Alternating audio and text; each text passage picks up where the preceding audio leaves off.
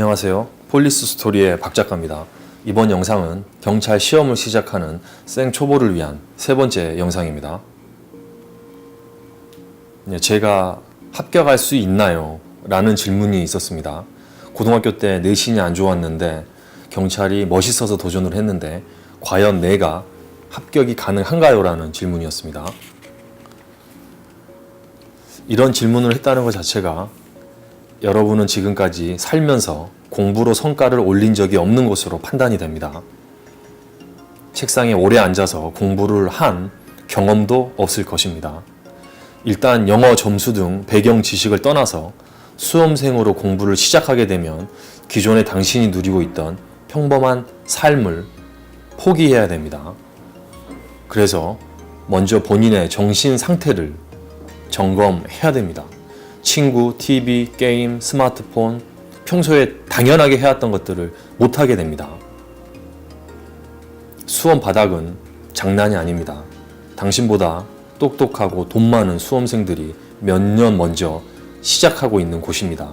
1년, 2년, 3년, 4년, 5년 금방 지나갑니다. 이런 소중한 시간들이 생각보다 빠르게 지나갑니다. 다만 확고한 목표 의식이 있고 허접하게 공부하는 것이 아니라 실천 의지를 가지고 스스로에게 부끄럽지 않게 공부할 자신이 있다면 시작하십시오.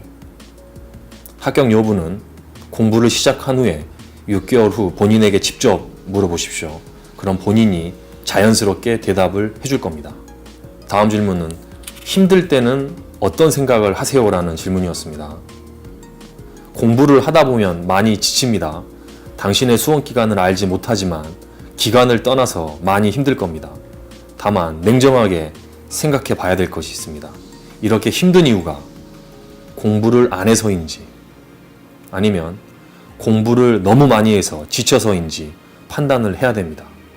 후자라면 잠시 바깥 공기를 맞고 와도 좋습니다. 만약 전자의 이유라면 원점에서 다시 생각해 보십시오. 이 공부를 계속 하는 것이 맞는지 말입니다. 사람마다 한계는 존재합니다. 한계를 어떤 계기로 깰 수 있는 사람이 있고 깰 수 없는 사람도 있습니다. 제일 한심한 사람은 자신의 한계를 알지도 못하는 사람입니다. 이런 유형은 자신의 육체와 정신이 힘들 정도로 공부를 한 적이 없기 때문이죠. 냉정하게 눈을 감고 지금 힘든 이유를 생각해 보세요. 내년에도 이런 힘든 공부를 하지 않도록 이번 시험에 제대로 공부할지 아니면 이번에도 대충 불합격할 정도로만 공부해서 내년에도 같은 고민을 할지 말입니다.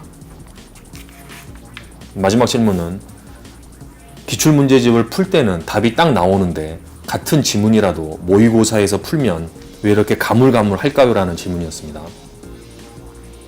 이거는 당신이 눈에 익숙한 지문을 암기한 지문이라고 착각했기 때문입니다. 항상 기출 문제집을 풀 때는 단순히 눈에 익숙한 건지 암기한 건지를 의심하는 습관을 가져야 됩니다. 의심하면 한 번 더 뇌를 자극해서 기억에 오래 남을 수 있습니다. 당신과 나 같은 평범한 사람은 기출 지문이 눈에 익숙해지기는 쉬워도 암기하는 시간은 오래 걸립니다. 명심하시기 바랍니다. 오늘 하루도 고생하셨습니다. 폴리스 스토리의 박 작가였습니다.